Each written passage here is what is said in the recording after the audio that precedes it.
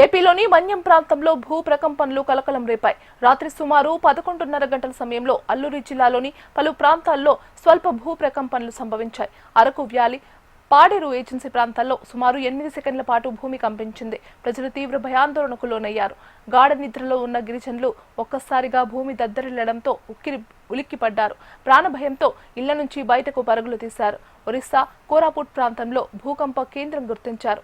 Richter స్కేల్పై భూకంప తీవ్రత 4.4గా నమోదైంది. రాత్రి 11:30 ప్రాంతంలో ఇంట్లో భోజనం చేసి ఫ్యామిలీ అంతా టీవీ చూస్తున్నాం. ఆ సమయంలో భూమి ఒక్కసారిగా ఇలా కదలడం జరిగింది.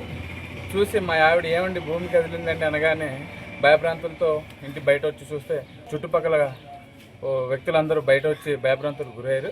ఎన్ని సంవత్సరాలుగా చూస్తున్నాం, ఎప్పుడు ఇలా జరగలేదు. ఇది చాలా ఫస్ట్ టైం, ఇది చాలా భయంగా ఉంది.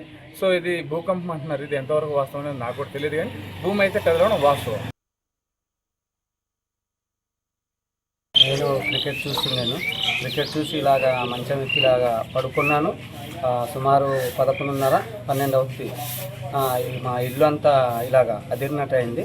అదిరినట్టు అయితే మరి బయటకు వచ్చి అందరూ వచ్చి చూస్తే అది మరి భూకంపం వచ్చిందని.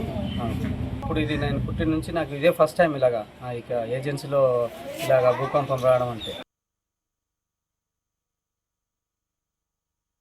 हुकुमपेटा गोरखा रात्रि ड्यूटी वाला इधर कल रात को 11:30 में भूकंप आया और इधर किस को पता चला या नहीं, उस अभी में मैं सबके साथ पहुंचाना चाहता हूं।